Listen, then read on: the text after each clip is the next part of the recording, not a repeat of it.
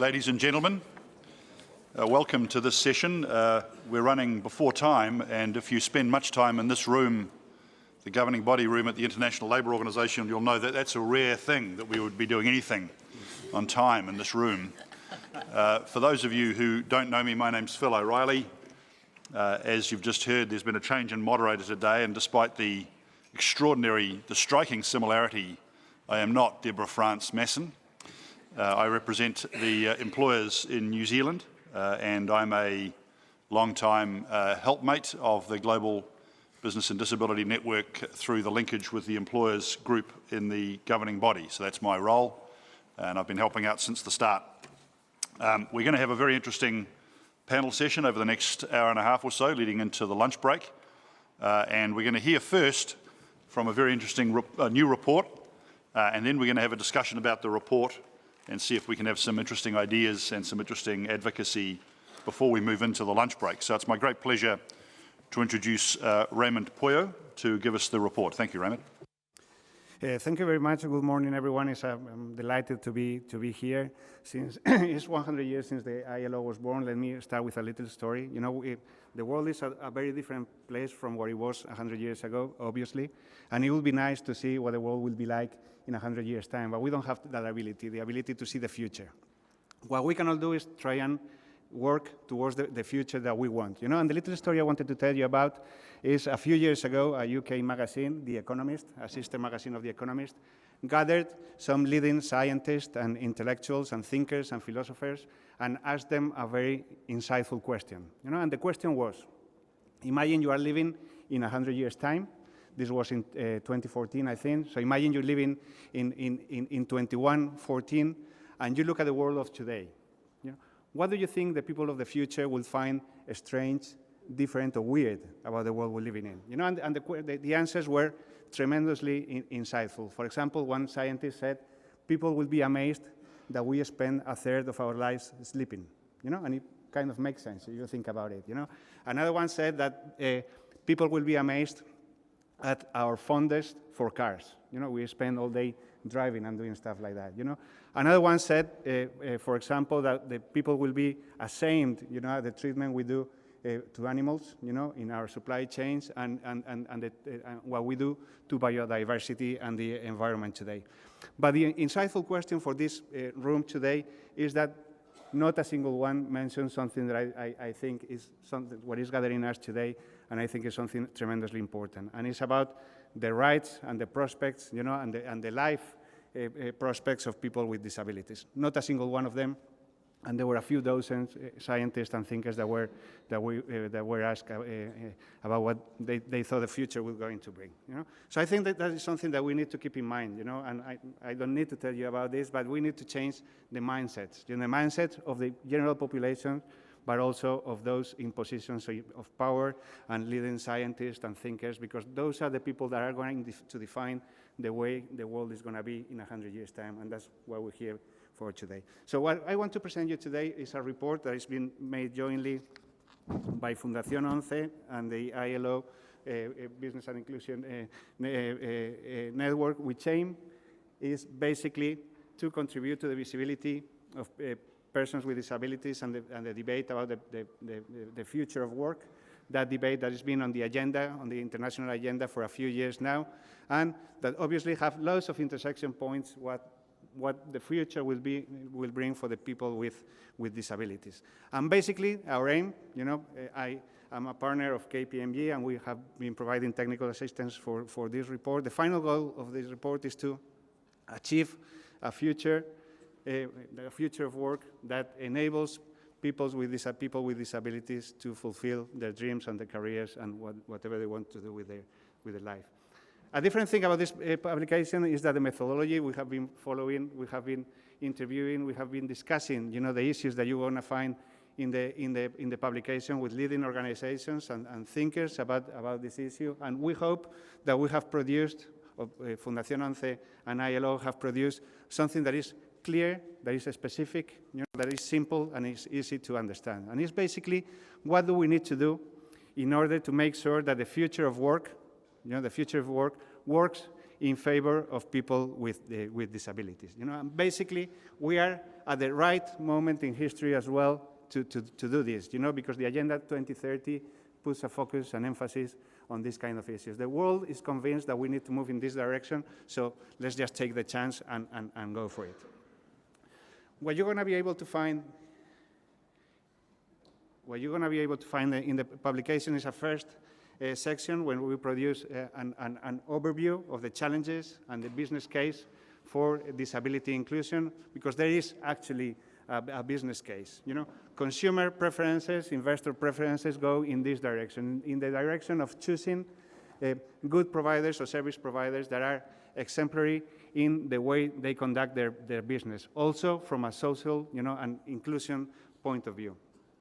We then go into the mega trends. What are the trends that are affecting the future of work, and what do they have to do with people with disabilities? And those trends are very clear to all of you because you are experts in this area. We are talking about technology, we're talking about skills, we're talking about demography, and we're talking about climate change, for example. What is going to happen to the future of work? What can we see? You know, like those thinkers asked by the UK magazine, what can we see about what the future will bring, and what has it got to do with people with disabilities? You know, and then we go into a roadmap. You know, what should we be doing to make sure that the future of work works for people with disabilities?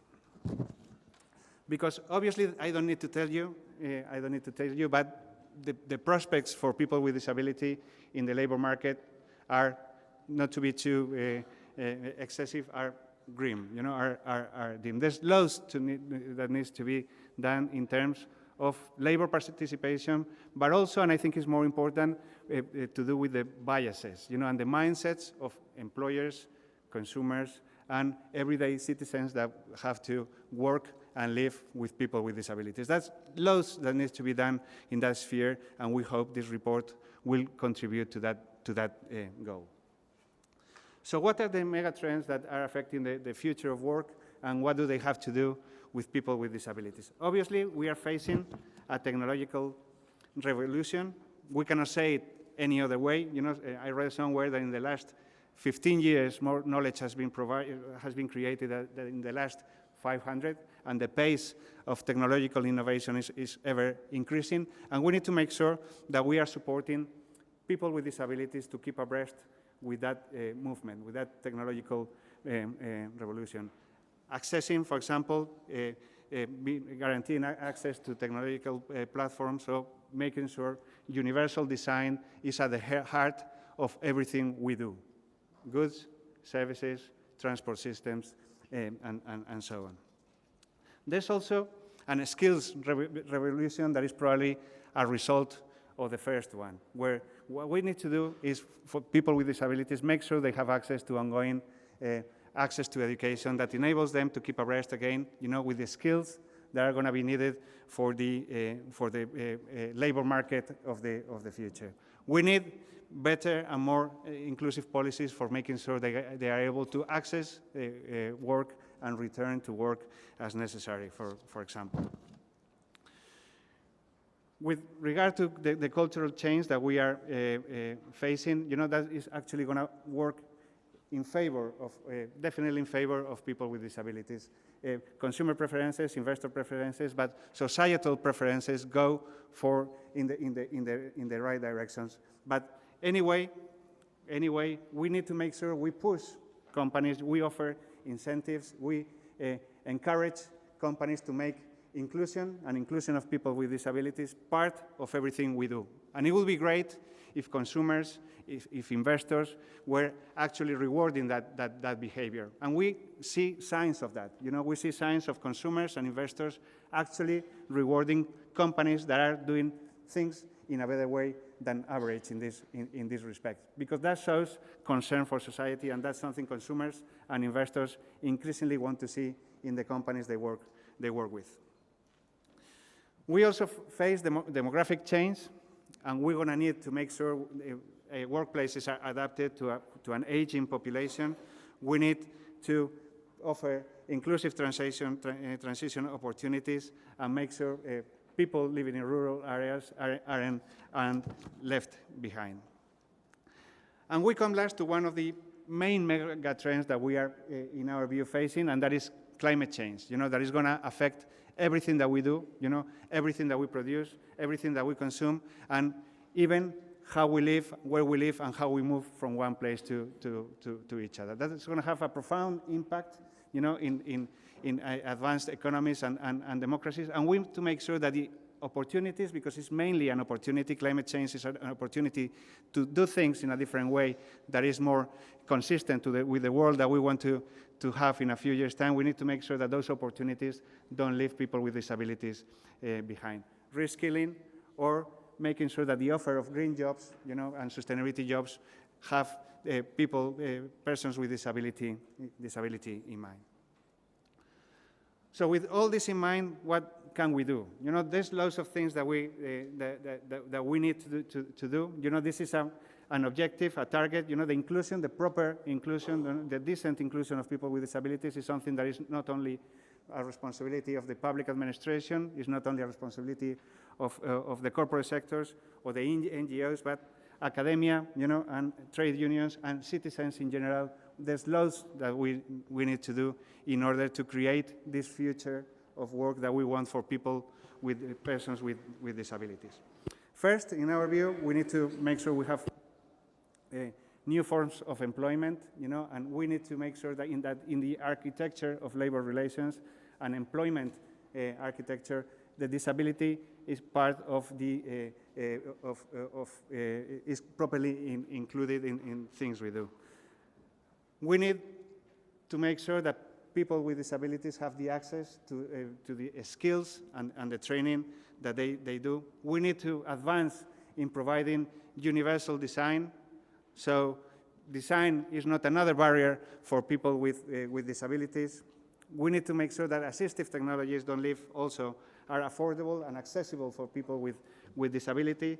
In this world where technology plays such a significant and increasingly significant part, we need to make sure that technology is developed, is put in practice with the needs of people with disabilities in mind also.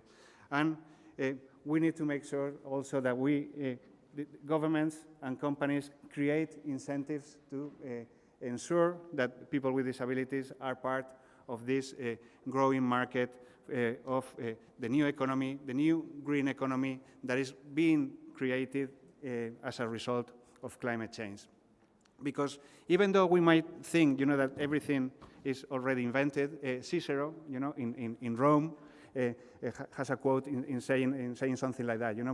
Like 2,000 years ago, he said that everything that was worth inventing had already been invented. And we might feel, because this is the moment in history that we live in, we might think that that is the case. But probably when we look, the people in this room, when we look at today, in 10 and 20 years' time, we will realize that we were only at the starting point of a profound change. And we need to make sure that that profound change works in the benefit of people with disabilities. Because it's not the present that determines the future. It's all the way around. It's the future that determines how we act today. It's the future that we see the future that we see that defines how we operate today. A few months ago, it was the 58th anniversary of the moon landings, and in that famous speech, John Fitzgerald Kennedy said, "We choose to the moon, we choose to go to the moon not because it's easy, but because it's hard." What you have in your hands is hard, but something that didn't go into Kennedy's speech was exactly, what I just told you. He said he wanted to say that it's not the present that is going to define what future we have, but it's the way we see the future what is going to determine the present that we have. Thank you very much for your attention, and I'm open to any questions. Thank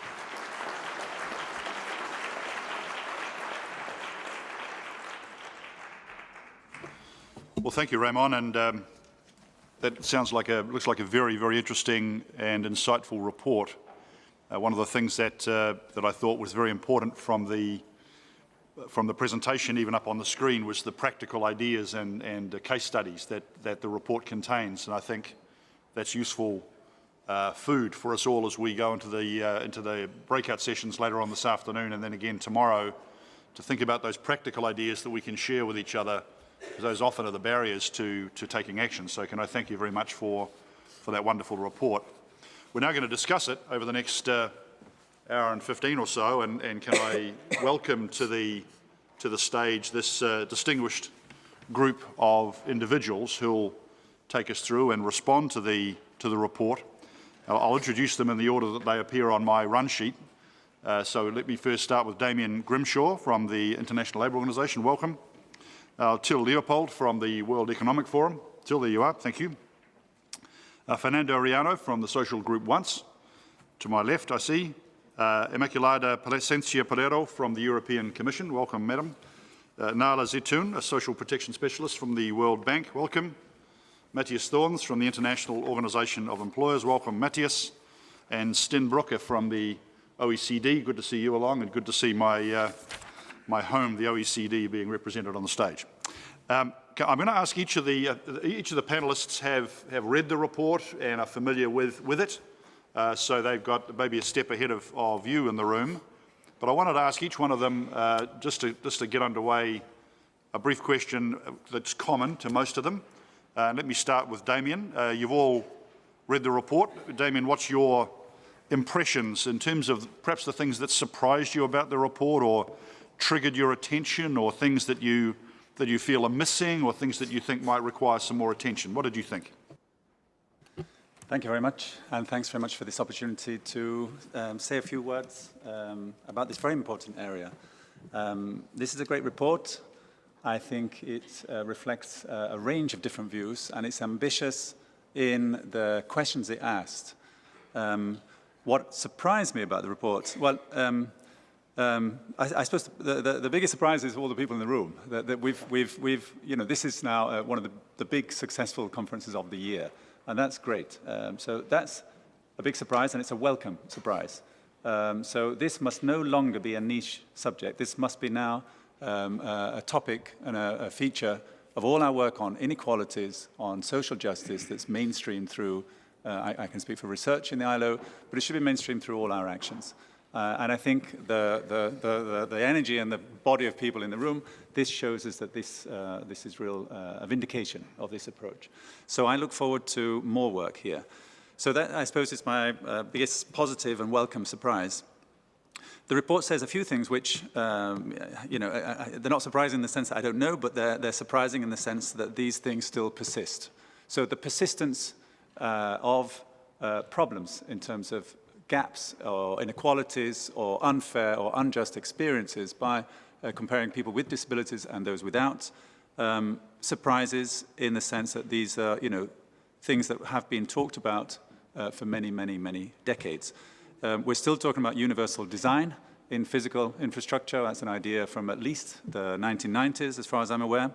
But of course, we now need to, and the report does ask questions about what this means in the context of a digital infrastructure with all the possible problems of algorithmic bias. There's a lot of research there on the gender and race biases, as well as citizenship. I've seen less on disability, but we know that the way many simplistic algorithms work, they're sort of coding out and streaming out certain words that might be in CVs and et cetera, et cetera. And so this is a big area for research, and one would hope that networks of businesses, especially in IT, will be on the case here and will be looking at this and applying those principles of universal design to that very important area of digital. The other thing that, of course, is persistent is the whole issue of labor market participation gaps. So we talk very much at the ILO about, what's the rate, the average rate of employment, what's the average rate of unemployment, what's the average this and the average that. And really, we have to get beyond these averages. The averages are not suiting anybody's needs, and they're not, I don't think, working very well in terms of informing proper country social and economic policy. Social and economic policy should no longer be based on averages. So we'll have a new World Employment Social Outlook Trends being produced in January, which will make this argument. In a way, we're piggybacking on a report by the UNDP, the Human Development Report, which will really make this argument very, very strongly. I look forward to seeing that later this month. So we need to get beyond averages, and this work tells us very clearly we have to do that. If we've got very poor data from different countries in the world, I'll say more about that in a moment, but for the 53 countries that do report data on labour market participation with and without disabilities, we know that the rate of unemployment for people with disabilities is more than twice, and that's for men and women, those without disabilities. And in some countries, that means having unemployment rates of more than 30%, which is an extreme problem. It's an extreme penalty. And we always return to this question at the ILO, that we know that labour markets don't distribute the work and the rewards to work in a fair, just, equal manner. That's why we have the ILO, to make sure that we're regulating labour markets and the actors in labour markets are working towards social justice so that labour markets do equalise these things. But the big question is, why do those, I mean, you might have inequality in labour markets, but why do those rewards, those penalties always fall on groups that are more vulnerable? And this is a case in point. So we need to know why. I mean, if anything, there should be a compensating differential, one would argue, right? I have to go back to Adam Smith. But it's precisely the opposite. It always seems to be that it's those with a potential disadvantage or potential vulnerability are penalised more than those without. So there needs to be a proactive policy response here to correct that wrong, which occurs through the way badly regulated or unregulated labour markets operate. So there the ILO can do a lot. There's a very welcome focus for me in the report on cultural change. So that's very positive. We know that, and I'm sure other colleagues will talk more about this, many businesses are talking about their triple bottom line, their social conscience, often with the environment in mind, but also with people with disabilities in mind. And that's very, very welcome. The link between demographic shift, the aging societies, and the potential for an increasing rate of people with disabilities is very, very important. And of course, that has to feed into the importance of this as a social and economic policy. So what's missing, to answer the question, data is the big one. We really need country statistical offices around the world to prioritize data on people with and without disabilities, and to be very sensitive to the way this changes over a life course, because they may be temporary, they may be permanent, and we need to know this. That affects a lot of things. It affects things like the portability of social protection benefits. It affects things about the transitions in and out of work. And again, here, the other thing that's missing, which I would have put more on, is the role of HR policy, human resource policy. The big firms can, and many are, paving the way here and setting best practice. But we need more, and we need more attention to the role of working time flexibility, teleworking, career breaks, all these other issues, so that to allow people to align their personal and health life with one's working life and career and all the other things that everybody wants to achieve. That's my 5 minutes worth for now. Thanks very much. Thanks, Damien. Those are great insights. Let me turn to Till from the World Economic Forum, massively influential body in the world. Let me ask you your 5 cents worth on the report you've just read in a similar fashion. Thank you very much.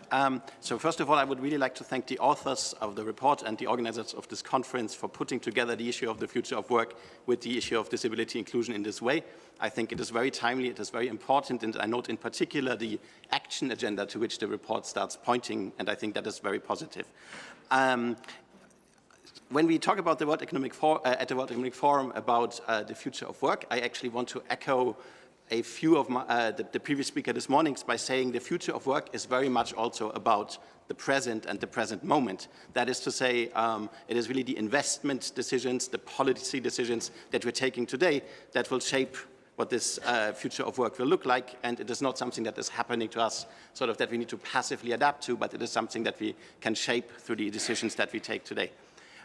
With that in mind, it struck me as I was going through the report that there are a few of these sort of general big shifts that need to happen in economy and society at large that we will all need to somehow undergo to adapt to this future of work. And in a way, it is really around making these big shifts universal, making them universally inclusive, that will lead to progress on these agendas. And I would like to just touch upon 4 that I mentioned in the paper. So firstly, there is this big issue of a big shift in jobs. That is to say, we do believe, based on our research and based on research of others, that there is this potential, when we look at job creation in the fourth industrial revolution, in the future of work, that there is this potential for a net positive balance of job creation. However, the issue is probably that the jobs that are emerging will look quite different in terms of the skills requirements from the jobs that are going away. So the question then becomes, to what extent can we obviously enable people from the jobs that are declining to move into these new fields? And a solution to that, we believe at the World Economic Forum, is really to focus front and center on the skills and tasks that are required in these jobs. And so, for example, there is a lot of work, partly done by us, but also by many other organizations, to understand now in a much more data-driven way which skills and tasks actually making up jobs. So you can create whole jobs profiles. You can sort of almost measure the overlap of skill sets of different jobs. You can plan out transition pathways for people in these jobs. And so there's a huge potential there. And of course, putting skills and tasks front and center in this way actually creates an opportunity for persons with disability, because it really highlights, of course, that persons with disability have, as everybody else, highly, highly relevant skills. In fact, some skills that are potentially quite unique and highly have the potential to contribute. And similarly, creating more transparency around the tasks that are actually conducted as part of jobs every day creates much more transparency around which of these tasks are sort of really core to certain jobs and which ones are perhaps more adaptable and negotiable. Secondly, there will be, in the future of work, wholly new jobs that don't yet exist, and that will probably drive economic value creation in the future. And because these jobs don't yet exist, therefore there's also not yet any inequality or any exclusion in the shape of these jobs, of course. So the question really is, how could we from the outset design these jobs to be inclusive? If we look at the recruitment processes for these jobs, if we look at the job profiles of these jobs as we're designing them. And so this is, again, an issue that sort of it's a general question, but of course, applying a universal lens here and really thinking of how these jobs can be universally accessible will be very important. And this is, again, an issue that is also very much in the core self-interest of the organizations that will be hiring for these jobs, because, of course, you want to look at talent wherever you find it in that space. Thirdly, it is clear that these issues start before the labor market itself with the education system. And unfortunately, it probably does remain the case around the world that education systems remain massively front-loaded. That is to say, in many education systems, there is sort of this notion that's still quite early.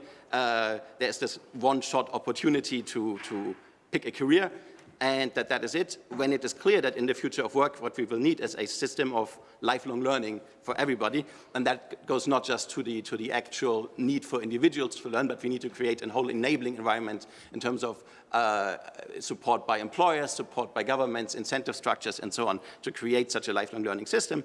And again, I think there's an opportunity here for persons with disability, because lifelong learning and the technologies used for lifelong learning might, on the one hand, often be more customizable and accessible to people, and secondly, there's also an opportunity here to remedy perhaps some of these shortcomings in the education system, in the legacy education systems that the report also points to. And fourthly, as the report also notes, there is this change in the culture of jobs, the geography of jobs, the nature of jobs, and so platform work and so on. And often what you find in the literature on this is that this notion that technology can be a great enabler, when it, for example, comes to bridging urban-rural divides, bridging economic divides. And I do believe that is true, but what the report very strongly points to is that this technology as an enabler, the technologies themselves, of course, need to be much more inclusive and accessible, and we need to make sure of that. And this is something that I really take away from the report as a reflection. And lastly, I just want to echo this notion that there is a business case for disability inclusion. I actually think this is a given, period. But it is clear that we need to create much more awareness and guidance around how this can actually be implemented, how organizations can actually seize these opportunities. And from the perspective of the World Economic Forum, to the extent that we are able to work with our constituents to highlight what this practical way to seize these opportunities looks like, we're very ready to support that agenda. Thank you. Thanks, Till. Some great insights there. Can I turn now to Immaculada from the European Commission? Can I ask you once again your initial response to the report? Yes. Well, the report is really surprising, positively surprising, because of the comprehensiveness of and complementarity of measures that it includes. For me, the fact that they're putting on the table issues that have been traditionally very much separated from in the policies of employment, like accessibility policies, has been really one of the very positive surprise and very important elements of this report. These conversions. The other thing that for me it's coming out of the report and that should set us to reflect more is that element of creation of opportunities. Where can we find new jobs that in the area of, for example, the green jobs?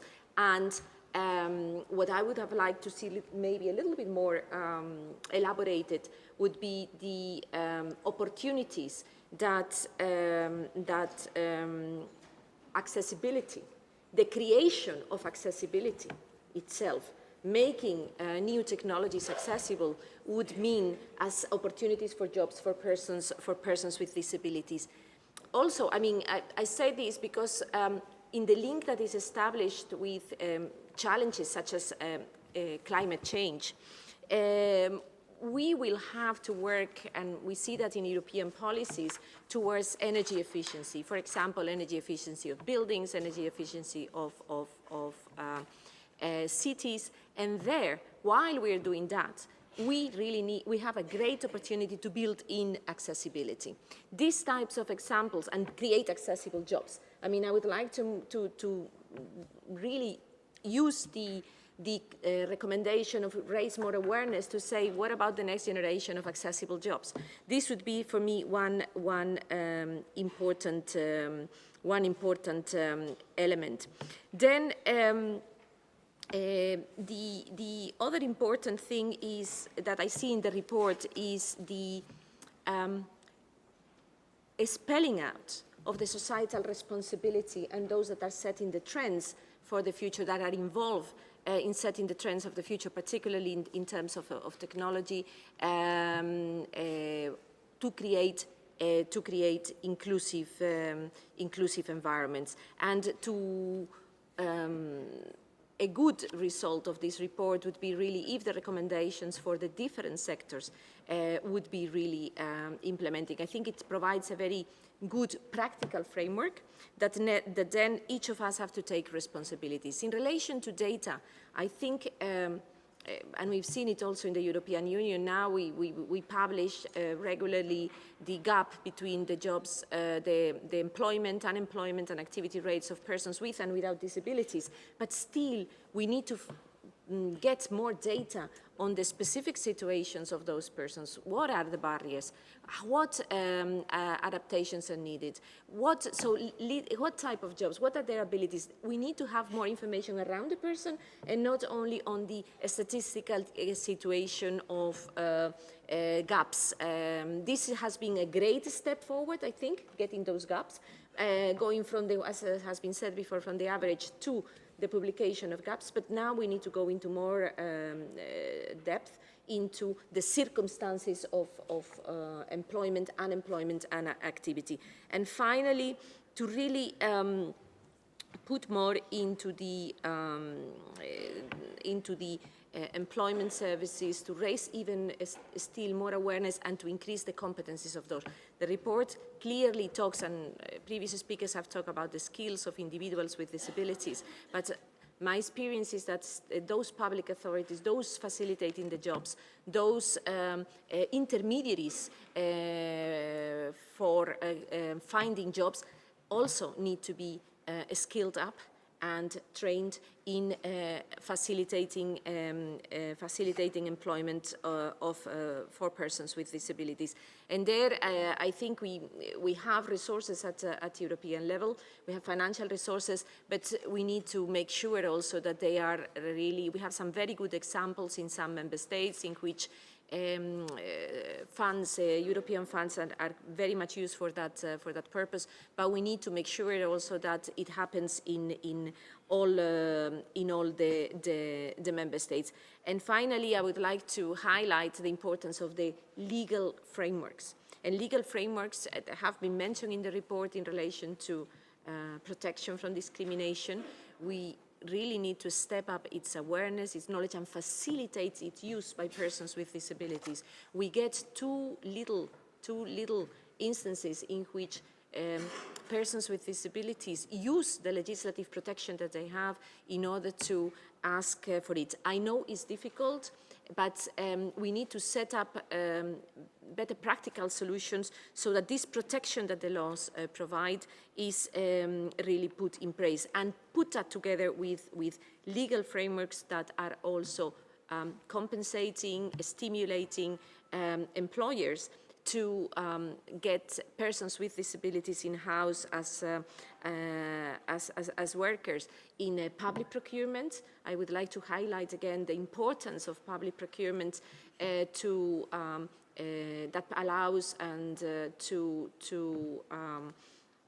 reserve contracts for persons with disabilities in inclusive settings. So the trend is that moving even from what is sheltered employment towards inclusive social enterprises that are much more close to the mainstream society. And finally, finance, knowledge, skills, and development of what is reasonable accommodation. I think for employers, this remains a barrier. What do I do? Where do I go? And what do I do? And investing on facilitating answers to those questions, specifically now in this new technological environment that we are heading, where jobs are really intrinsically linked with technology, would be one of the biggest challenges for us for the future. Thank you. Thank you. Those are important insights. Can I move to Nahla from the World Bank? Welcome. I'm interested in your comments now. Thank you. Okay. First, let me, on behalf of the World Bank, thank the ILO for inviting us to this panel, and I'm very happy to be part of this panel with all our development partners. So basically, the report is fully aligned with our World Bank report on the future of work, because the World Bank WDR of this year was on the future of work. It didn't look at disability as such, but it looked at the future of work and the whole discussion that was presented earlier today about technology and how technology is changing the face of work. So the report is saying that in the next 20 to 30 years, people will be working in jobs that we are not aware of what these type of jobs are, using technology that is not yet invented, solving solutions that problems that we did not even know existed. So the world is changing very fast, and our social protection policies need to adapt as fast to that. What I felt the report not missed but did not talk much about is financing or revenue mobilization, because to do all the things, the well-intended intentions that are in the report, you need financing. And you need to be able to generate revenues to be able to make these investments in lifelong learning, in human capital investments, in transitions to work, and in protecting people for the future, not from the future. We want to protect the people for the future. So I did not feel that the report touched much on the issue of revenue mobilization, although in our report we talk about how the digital revolution can actually improve tax collection. So this is an area where technology can actually work for us. Distance learning also can make cost savings. So there's a lot of room where technology can make social protection policies more effective, therefore reduce leakage. The whole issue of financing, I think, is very important, and I think it's an area that we must discuss, because it's without money you will not be able to do all the good things that are mentioned in the report. The other element which my colleague from EU just mentioned, not just the legislative environment, but also the governance structure and the dialogue platforms that are there to be able to collectively discuss how this future will look like for all of us. So I think for people living with disabilities, not many countries have these, structured structures, governance structures, where collective dialogue accountability, decision-making takes place. So while the report talks about the different stakeholders, how each one can fill a certain gap, you need a collective governance body to be able to discuss the timing, the sequencing of, a government putting a quota system, the NGO coming in with certain programs, the private sector designing solutions. It doesn't happen magically, and we all know that. It's on the how. The report doesn't discuss too much on the how. You implement this. You say the government will do this, the private sector, but it needs a recipe, and it needs some sort of facilitation, because it doesn't happen by itself. Okay, thank you. Thank you for that. Those are important messages about coordination. That's definitely an important issue for us to be thinking about. Matthias, Thorns, the largest business organisation in the world, the IOE. I'm interested in your thoughts from an employer perspective on the report. Thank you, and good morning to all of you. Let me first congratulate the ILO to organize this conference, and particularly Stefan Trommel for his great work actually he's doing on this topic and pushing this topic forward. The report is fascinating. It's an important contribution to this topic, and I want only to make 5 short comments in the interest of time. The first one is that the report recognizes that persons with disabilities are a very diverse group, and that the impact on the future of work is very different to the different groups. I think that's important, because let's imagine people with visually impaired. They, of course, will tremendously benefit from digitalization, from AI. Already, they benefit from computer technology, which offers them new access to work, new access to information. Other groups might not benefit that much, right? If people are cognitively disabled, they have much more challenges actually to benefit from the future of work, from digitalization, from AI. So it's important in the next step actually to focus on the different population of disabled people and to see really what is the impact of the future of work on each of them, because then only we can make sure that we harness the opportunities and that we also address the risk properly. Otherwise, it is all a big mishmash and no one is really clear what does it mean for me. Secondly, Eve, the chair of the business networks, this morning already spoke about the importance of education.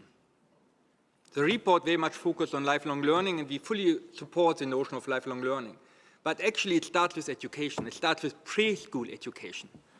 And preschool education, primary education, secondary education will be more important in the future of work context.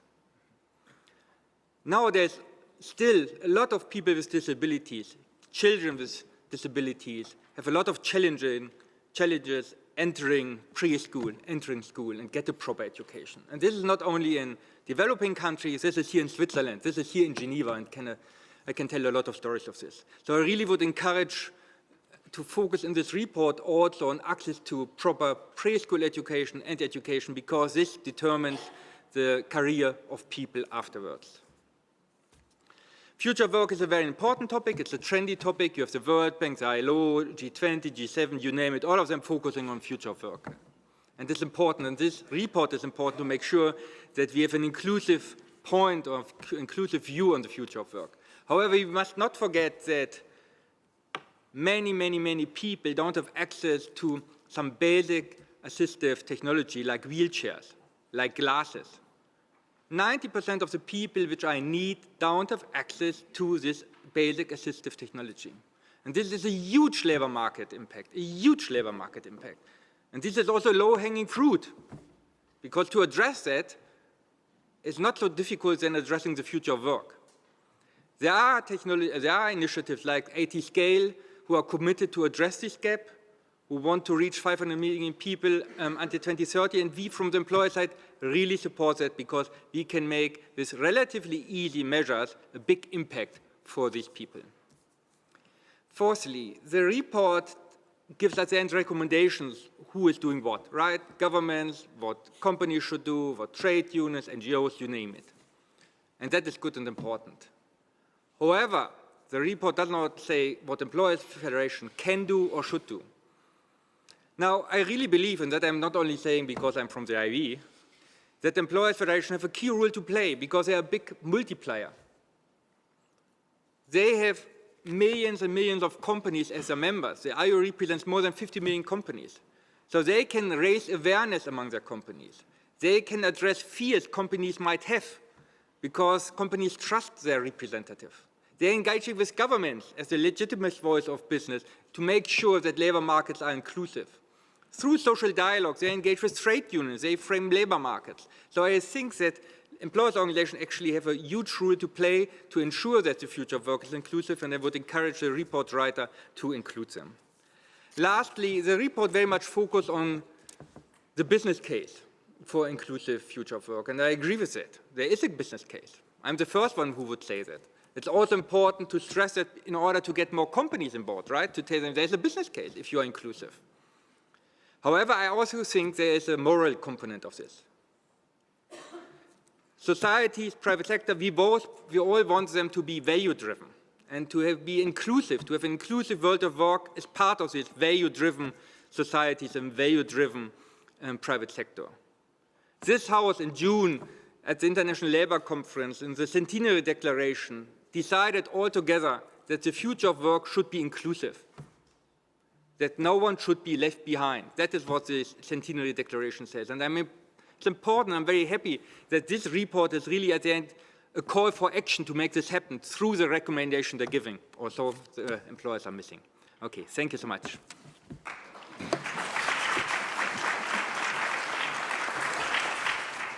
Well, two really important things I pick up from that, Matthias. The first is this idea of the role of employers' organisations as coordinators, as forums for swapping of information, and then this point about it's not just a business case we're talking about, there's a moral case as well. I think that's an important insight and an important thing, particularly for the employers to say here.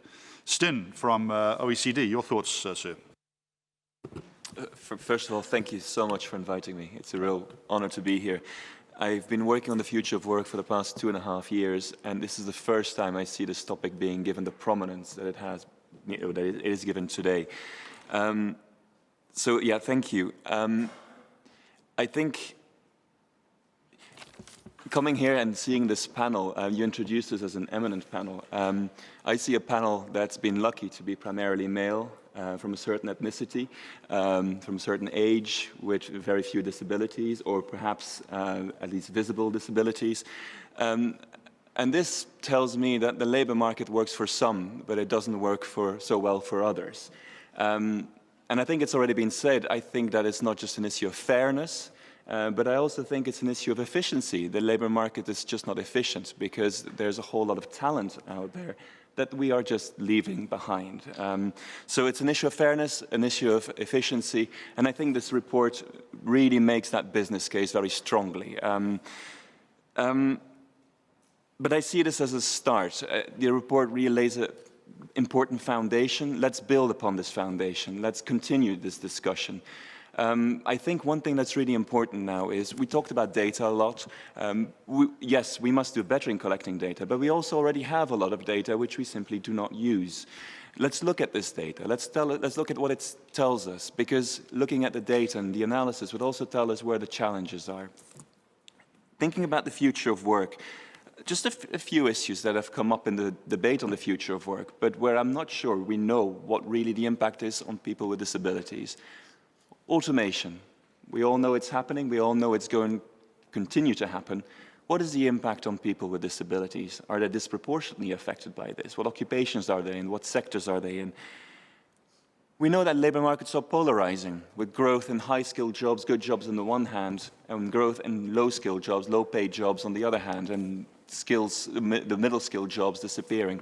Again, what is the impact on people with disabilities of this? What about globalization? This is in fact something I didn't see addressed so much in this report, but it's another important trend that's likely to continue, facilitated by technologies. Another trend, which again is perhaps a little bit less discussed in the report, but there's been a lot of research on this recently, is we see the emergence of mega supercities. We see the kind of geographical polarization happening. Again, what is the geography of disability and the geography of disability and the future of work? The platform economy, it remains small. It's the tip of the iceberg, we think, in terms of non-standard forms of work. Many of the things we see in the platform economy and the gig economy are not new necessarily. We see some very positive trends. We see also some very worrying trends. Again, does this affect some people more than others, including people with disabilities? There are opportunities here, but I think there are also significant challenges. Let's try and understand these better. And we've said it already, let's move beyond headline statistics, participation, employment rates, unemployment rates. What is the quality of jobs that we're talking about? What are the careers of people? We published, as many other organizations, a report on the future of work this year in April. And one of the important messages is that we're not so worried about the number of jobs in the future, at least on average again, because I think for certain groups we may want to worry. But that one of the big challenges going ahead is transitions. People will have to adjust not only on the job, but many people will have to change jobs, if not occupations entirely.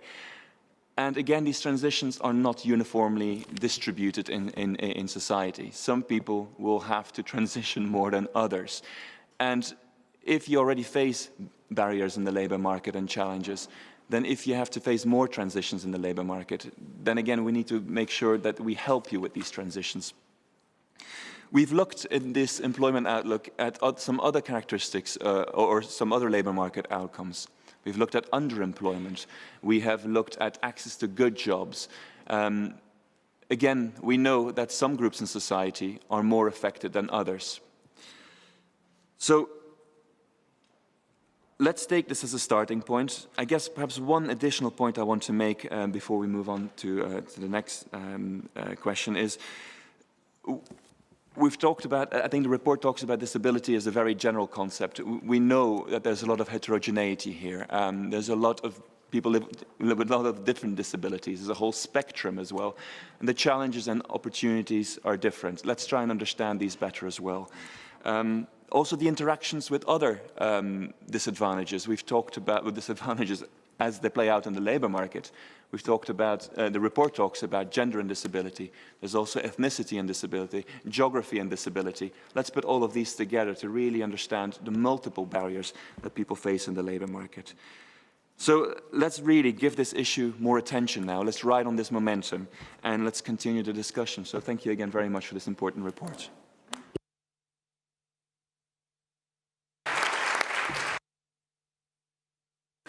Thanks, Sten. A number of speakers have raised this issue that we need to be cautious about oversimplifying disability. Different people have different disabilities, and we need to be thinking about a response to those challenges and those opportunities in a much more complex fashion. So I think that's a very important point. Let me turn to Fernando Arellano from the social group Once. Fernando, your group's played a key role in the employment of people with disabilities in Spain. Can you share some examples of some initiatives that your organisation has taken to ensure what we all seek, a future of work inclusive of people with disabilities? Okay, yeah. Thanks, Phil. Good morning, everyone. Congrats to ILO. Congrats to Stefan Trommel. Thank you very much for the invitation. It's a great pleasure to be here. In Once social group, we are more than 73,000 employees working normally in the mainstream market with contract, payroll, social security. We are currently the fourth largest employer in Spain. And well, in addition to selling lottery, where we have more than 20,000 vendors, all of them with disabilities, all kind of disabilities. And of course, all of them with a contract on the payroll, paying social security contributions, etc.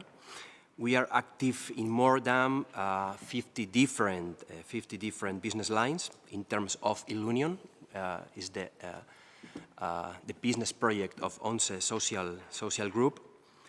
And through the companies of this concept, of this brand, Ilunion, and therefore we act in established very competitive markets, and we have to constantly adapt to change, life's change, and which is getting faster and faster. That's why we are constantly seeking ways, looking for new ways to innovate in our business activities, but always with a constant growth and looking for new employment opportunities.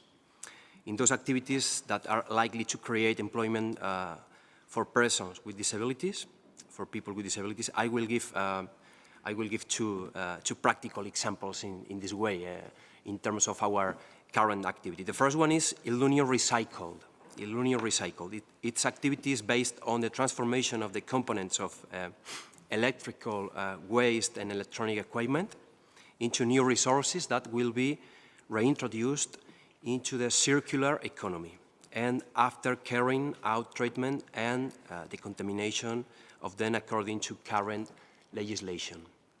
The plant, the work center, has the technological ability to achieve maximum optimization in this process, this kind of process of recovery, and capacity to process 17 tons per year of the different components of electrical waste and electronic equipment categories.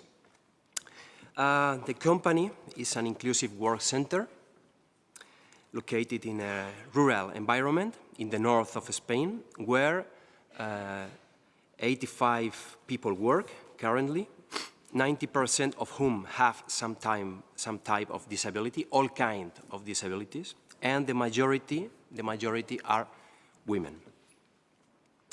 So in this way, therefore, and answering the question, we contribute to the circular economy in all areas, 360, promoting the inclusion of persons with disabilities in a rural environment. The second example I would like to share with you is Ilunion Hotels. Ilunion Hotels. Ilunion has a chain of 26 hotels in Spain, fully accessible, where the hotels are inclusive work center too, promoting and enhancing tourism for all from a market inclusion approach that it's very, very, very competitive and of vital importance to Spain, as you can imagine.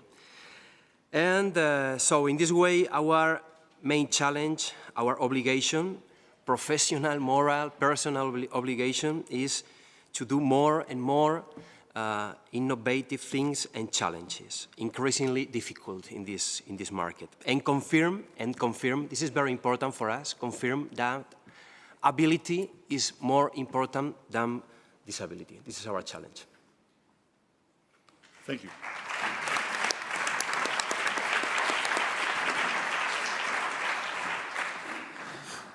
I'm looking forward to hearing more about that hotel example later in the day.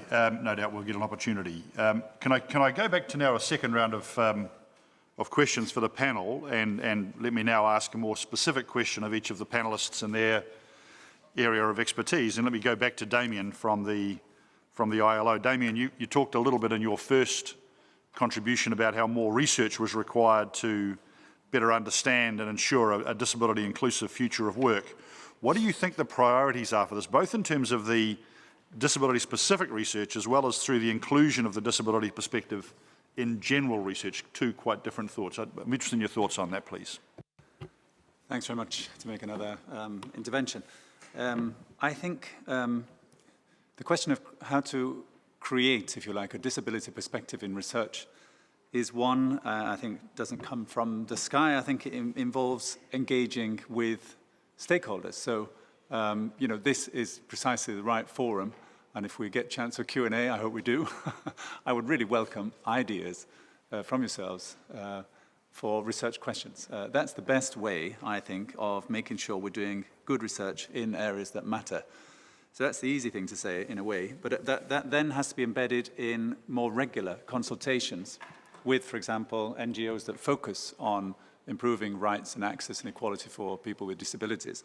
So making sure that's embedded into our approach of how we design research. So we do that very well in the ILO with our tripartite constituents, with governments, workers, and employers, but we don't often extend that compass. Of course, the Gender Equality Diversity Unit is very well versed in doing this in the ILO, but we can do that more across the different departments. And research, I think, is something that we need to do that. In terms of the actual research that's to be done, I think it must be twofold. It must be both mainstreaming disability issues into all research, wherever possible, and according to data and so on, but also doing targeted research. And I think those are the two challenges. So there will be a need for targeted research where we've got a question specific to a labour market, if you like, or standards or rights at work for people with disabilities. So if I just give a few examples of those. We know, for example, the gig economy. There's a lot of work that goes on behind the scenes. I mean, I'm rather fed up of seeing presentations about the gig economy where it's always a young guy with a beard delivering a pizza.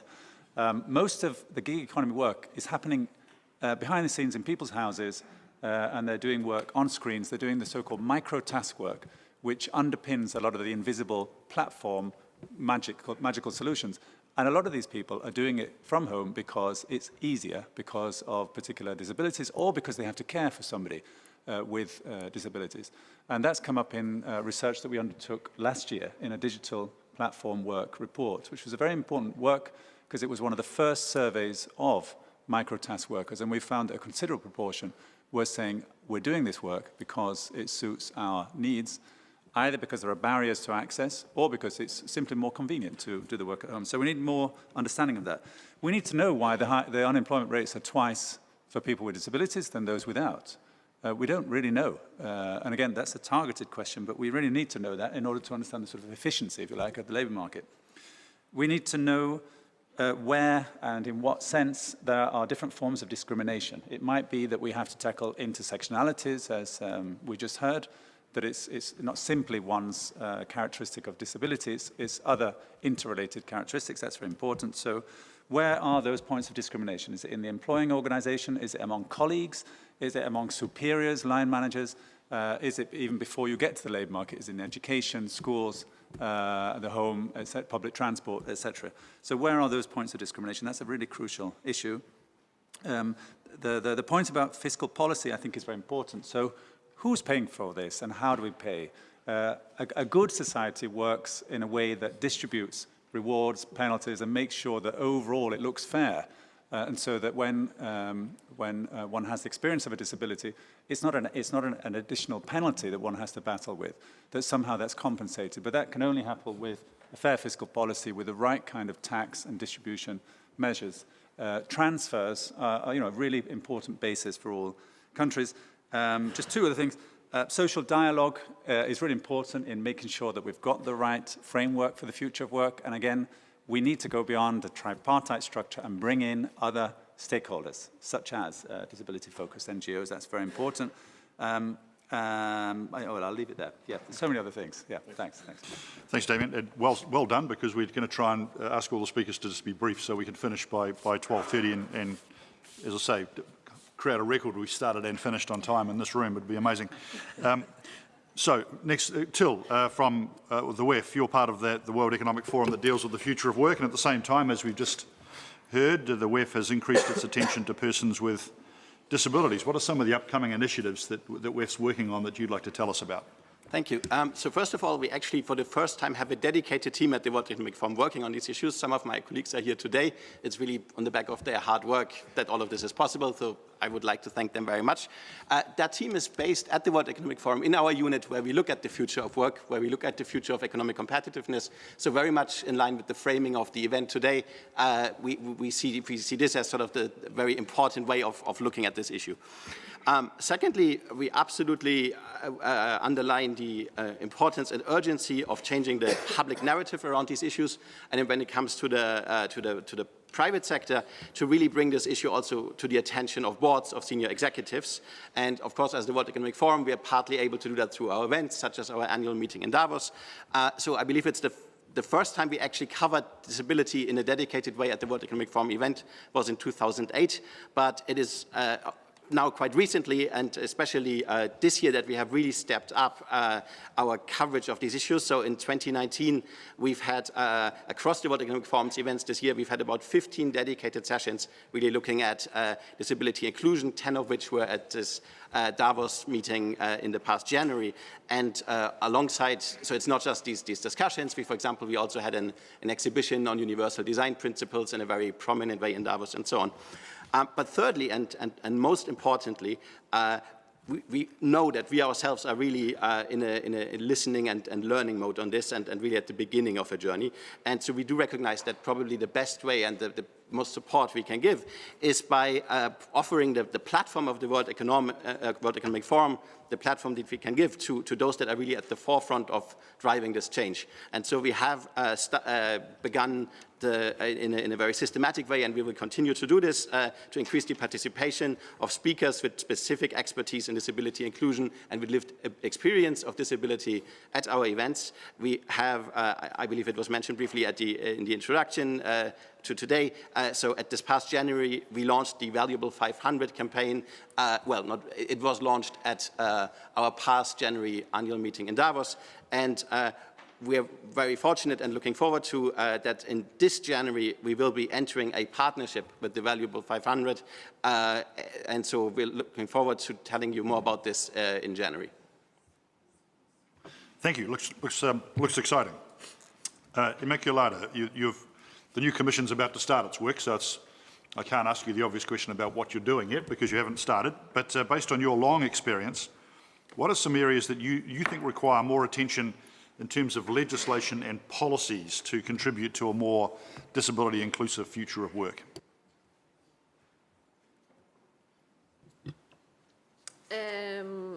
Yes, indeed, the new Commission has not yet started, but it has already been nominated. We have got, for the first time ever, a new Commissioner that has been nominated to work exclusively on equality. This is really very good news, and for the first time ever in the mission letters that commissioners get explaining them what their areas of activities is going to be, the obligation for implementing the UN Convention on the Rights of Persons with Disabilities is spelled out. So this is really a great opportunity. In fact, in Europe we are also as a point of transition, because it's not only that the Commission is new, but also the European Parliament has just started to work. And in this moment, in this important moment where we're going to set up the new agenda for the coming years, I would like to highlight that the Council, so the Member States, the representatives of the Member States at the European level are working on a new document which is called their Council conclusions, addressing the work issues related to people that are more far away from the labor market. It has really a strong component of addressing the situation of persons with disabilities. In this transition also, we are also finalizing the current European Disability Strategy that had as one of its areas employment. The strategy is now being evaluated, and we are starting the preparations for what's next, what's going to be happening. The strategy had a duration of 10 years, so we need to see what's going to happen in the coming years. And I would like to share with you that in the public consultation that we have closed, where we have really a couple of thousands of respondents, the majority of them being persons with disabilities, employment, job opportunities comes up as one of the main areas of concern. What should we be paying attention in this context? I mean, what we have is a general policy framework called the European Pillar of Social Rights, in which we're going to frame all these new policies. And I have to say that it has a specific principle addressing persons with disabilities, focusing on employment, and there are a couple of elements that emerge. First is spelling out the rights of employment for persons with disabilities, so approaching employment as a right, and the right to income support, to really compensate inequalities, and in order to have a life in dignity. And then also to puts an emphasis on services that enable that participation. So I would say this is really going to be one of our key challenges, how to develop those services that enable persons with disabilities to participate on equal basis with others. And second, to create that environment that is accessible for all.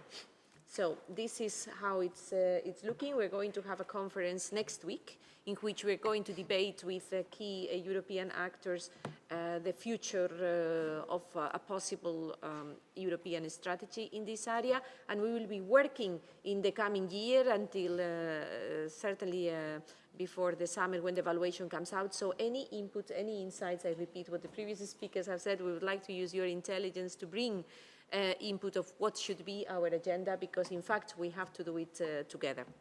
Thank you. And you'll be able to see Immaculata over the lunch and tell her all about what you want the European Commission to be doing. There's the invitation. Nahla, you're a social protection specialist at the World Bank, as we've seen. We all know that there's these massive challenges to the social protection systems of many economies based on the future of work, no doubt. Then there's an added complication, of course, in terms of that and disability inclusion. How are you thinking about that? What kinds of ideas do you have about that change that needs to be made both of the future of work and disability inclusion? Thank you. Definitely the social protection policies and the labor policies need to also adapt to the changes that are happening in the whole agenda of the future of work. We're already starting to see a little bit that contracts are changing. So we're moving away from long-term contracts to more short-term contracts, people doing more than one job at the same time, like the Ubers and all these new platforms. A lot of people are going into freelance. The freelance economy is still not very big. It's only 3% of the entire global labor force. But from what we have been all discussing, we can see that this is the tipping point and there will be more growth in that area. So how are you going to manage these contracts in terms of pension systems, contributory systems, if the contracts are not typical long-term contracts and it's not a typical job from 9 to 5? So this is something where we need to think how our social protection and labor policies will be dealing with these new types of contracts with people doing more than one job, including people living with disabilities. So this is one thing. The other thing is also assessments, disability assessments. Many countries around the world are now moving away from a purely medical approach or impairment approach of assessment to more functioning, right-based approach. So this is an area where we need to promote and we need to engage with our client countries to have more countries, embracing the functioning approach of assessments. And to think beyond income support, because many countries do the assessments and give the income and think that they are doing their part, they're protecting people living with disability. And they're not going beyond that, thinking of how can we link these people to jobs. It's not just about the income support. So the national disability policies need to be more integrated and they need to be more ambitious. We cannot just think that giving an income or providing rehabilitation is enough. Also, rehabilitation, the coverage of rehabilitation services all over the world is not, we all know it's not well. The scope is also very limited.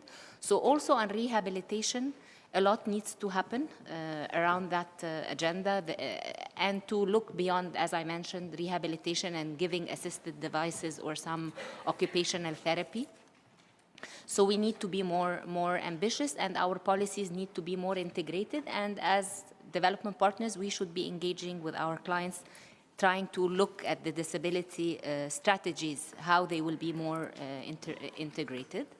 The final thing is on inclusive learning. I think we cannot just work on the area of transition to work, coming to work with people with disability at the end of the human life cycle. I think somebody mentioned preschool. I think this is something that we need to work on, how you will link an inclusive education agenda with your social protection agenda, because we don't want to have the people coming to the ministries of social affairs or social solidarity with problems that should have been tackled at the level of a Ministry of Education. So we need to better coordination and collaboration is also needed, and more platforms for engaging different stakeholders on developing national strategies for people living with disabilities. Mm.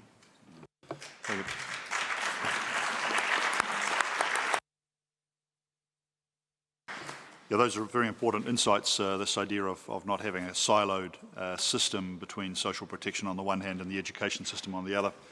That's an important point. Can I turn now to Matthias? Matthias, from the perspective of employer federations, what initiatives do you consider it relevant that employers might play, that employers' associations and federations might play, and that regulators might play in that context of working better with employers? What key things need to be going on here to bring about the future that we seek? Thank you. Yeah, I think it came out already in the discussion before and now that the inclusive future of work is really a systemic issue which needs collective action by the private sector itself, companies working together, and the business network actually a prime example for that, but also collective action in terms of employers working with governments and PPPs and employers working together with trade unions and NGOs. Topics which we need to address and which we need to look at, and the colleague from the World Bank mentioned many of them: access to high quality education, starting with preschool education as well as lifelong learning, which is in line with labor market needs. It's not enough to have just lifelong learning, but it needs to be effective to bring people into employment. Disability inclusive employment services. Also, it was mentioned to make sure that the people sitting there are really serving their clients. They need to understand what are the needs and what are the opportunities and possibilities to bring them in employment. Workplaces that are welcoming, which promote inclusion, are free of stigma. And that is, of course, a key issue we as Employers Federation have to play with our company members. And that then social protection systems that, of course, have adequate social protection, but also promote labor market participation. The aim cannot be just to put them on social protection, that it is, but the aim must be to bring them into the labor market. Deborah Greenfield spoke in the beginning that the ILO was very much engaged in the G20 discussion on disability during the Argentina G20 in 2018. And there's a lot of different views about the impact of the G20, let it put me that way. But one thing is clear. The G20 is always very good in order to have a peer-to-peer learning, what works, what doesn't work, and what other countries are doing. It is also important to bring it to the attention of labor ministers and to the head of state. So that is really what the G20 can deliver. Now, the upcoming G20 in 2020 is focusing again on the future of work. So for me, it seems an opportunity to plug in here to say, fine that you focus on the future of work, but look on the inclusive future of work. And we want to have particularly mentioned the rights and the possibilities of people with disabilities. And we as employers are more than happy to push for that, would call also for you actually as NGOs, as workers' organizations to support us that, to make sure that the upcoming discussion in the G20 focus also on the possibilities for people with disabilities. We spoke about that Employers Federation have a key role to play, and many employers organizations are very, very active. They promote guides, they have awards for best company practice, they facilitate peer-to-peer learning, they have committees on this issue. So I think many of our members actually are on the forefront when it comes to inclusion. However, what we really need to do better perhaps is to bring this to the more global level, so federations which are not so much active so far can learn from that, are encouraged to be active on that, and are pressured even to be active in the field of inclusion. And finally, the Disability Network here in the ILO does a great job, and we really can try to make what comes out of this network more visible at the local level, to ensure that there's a pickup of all the tools, the guides, the best practice, which are produced by the network at local level around the world. So I'm also more than committed to helping this. Thank you.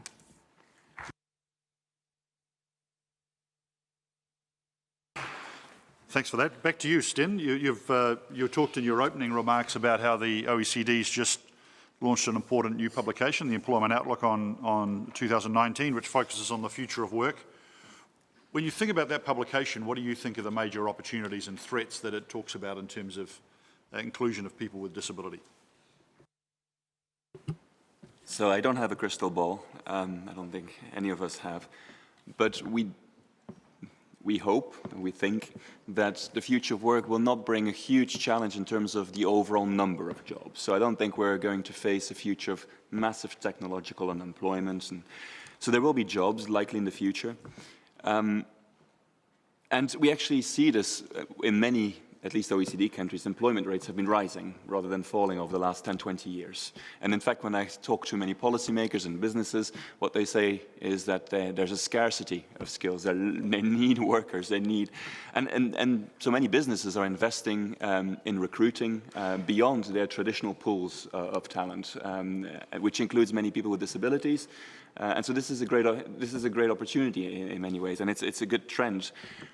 My concern is that once we hit a recession, suddenly all this will fall away, and we will, some groups will be particularly hit by this, including people with disabilities, and so this business case falls away. But I guess there is a social business case, not just a private business case, but there's a social business case for investing in people with disabilities, because what would we rather have, a world where we use a lot of our taxes supporting individuals and keeping them out of work and paying for that, or would we rather have a world of work where everybody contributes and we get more taxes than we get before? So there really is a social business case for investing in this area.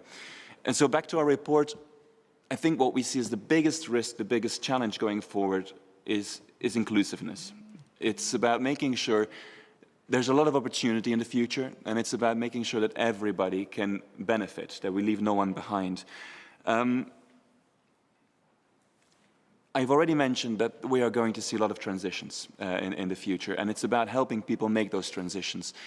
I think there's two areas that are particularly important. I mean, third, you've mentioned social dialogue, which I think is absolutely crucial, but there's also skills and social protection. There's new challenges. We see more transitions than before. But we actually start with from a very bad starting point, even in OECD countries.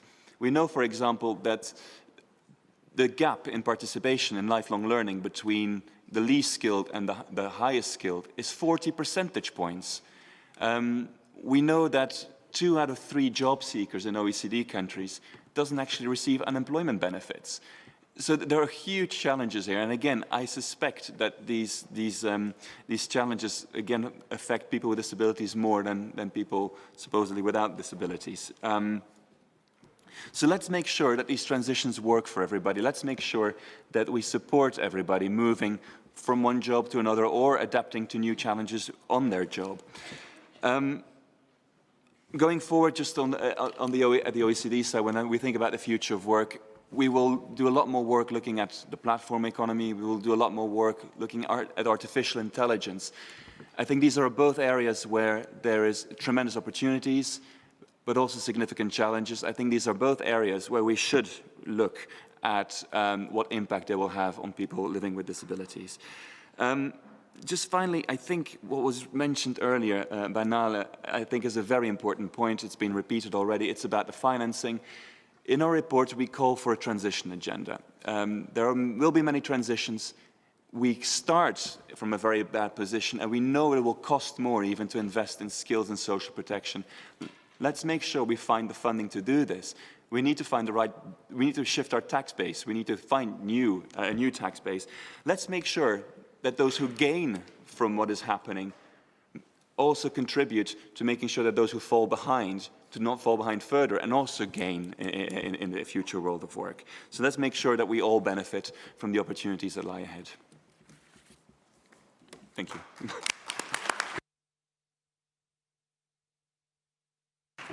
Thank you. And now let me come back to Fernando from Once. You're a representative, Fernando, of a disability organisation.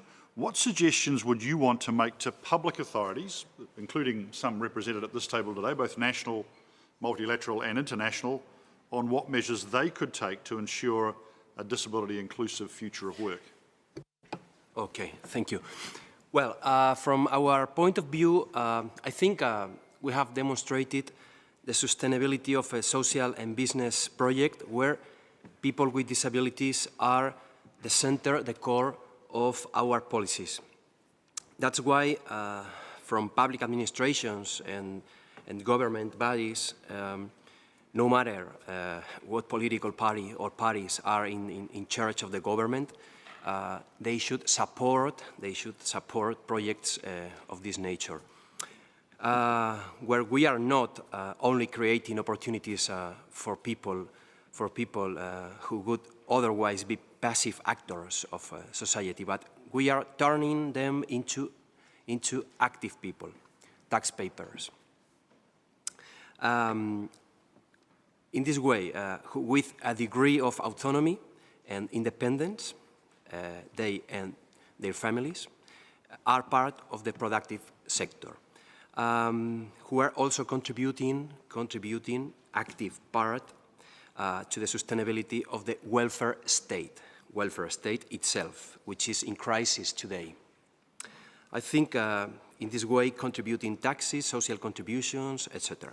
Therefore, social inclusion is a profitable investment and sustainable, and without a doubt increases the reputation of companies and their competitiveness in terms of the business community too. Therefore, it's clear that the more people we enter into the labor market, the more sustainable our society will be. As we know it, this will also change. For example, and in terms of practical example, the recent agreement we have reached, we have signed with the European Investment Bank. It's the first time the European Investment Bank has signed with a social economy initiative promoting innovation and linked to the creation of employment of vulnerable groups, in our case, people with disabilities. And all this is linked and connected with the Juncker Plan for Economic Growth in the European Union, where more and more we are talking about an inclusive economy, leaving no one behind. It's very important for us. And well, according to the in terms of sustainable development growth, in terms of sustainable development goals, and according to the 17 sustainable development goal in terms of alliances, we are promoting alliances, we are promoting change with others. We are organizing the next TheWorld Blind Union General Assembly that will be in Madrid next year, in collaboration with the public administrations, for example. And I think this is a race with different concepts. I remember perhaps 20 years ago, we talked about social action, the perspective about CSR in general. I remember in terms of philanthropy, I remember the article in terms of Michael Porter Ward's the link between CSR and competitiveness in terms of business activity. And now I think we are in another step. We are talking about shared value for all, and we are talking about inclusive economy. Inclusive economy will be a topic for the future, I think. This is a long race, where learnability will be very important topic for the future of work for people with or without disabilities. Business community will be social responsible or will not be. Leadership will be inclusive or will not be. And the future of work and economy will be inclusive or will not be. Thank you very much. Good.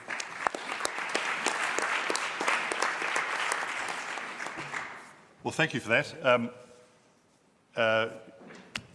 I should apologise that we're not going to ask for questions from the floor at this particular forum simply because of the number of people in the room. I apologise for that. Can you hold those questions over to the lunch break where you can walk over and buttonhole these people and ask them any question you like or disagree violently with something they said? That's all good fun. But also the rest of the sessions this afternoon and then tomorrow morning are going to be very inclusive. So there'll be an opportunity for you to raise some of these issues there. Last point before we finish though, we've had a lot of talk about circular economy, so I want this to be a circular forum. And I want Raymond, your thoughts, just in a couple of minutes, perhaps come back to the podium. You've heard some support, some criticism of your report, some gaps. You've heard some really interesting, I think, some really inspiring conversation about what the future might hold. I think this is a very positive discussion we've had today. Give me some examples of your responses to this. Well, thank you very much for your question, Phil, and thank you all the panelists for your splendid thoughts and ideas about this report. Your ideas just prove that we are at the start of a journey, and a journey that we have to walk through in a stakeholder way. You know, it's not only a matter for business or governments or NGOs, but something that we have all to do together. I wrote down no less than 14 ideas and thoughts that will make the report better or where further research is needed. But I would like to put my finger on one of them, you know, and it was by Alexander when he pointed out at the moral case of business, you know, because sadly we've come to a point where everything needs to be justified in terms of cost, you know, and benefits. And some things need to be done just because they need to be done, you know, because that's the fair and the just thing to do. So I think we need to put that idea, you know, in the brains of business, because the idea that business has to do nothing with social progress or social concerns is completely false throughout history. Lots of business, you know, they have financial motives, but they have a social motive that they also pursued. And just to finalize, I would like to point you out in the direction of the Disability Hub. You know, the Disability Hub is a multi-stakeholder initiative which is led by Fundación 11 and is co-funded by the European Social Fund, and has the ILO, the Global Business and Disability Network, as one of its partners. I would like you to have a look at that because they are doing very interesting work that is going to help this discussion on how to make the future of work for people with disabilities. Thank you very much, Phil, and thank you very much to the panelists and all the audience. Thanks a lot.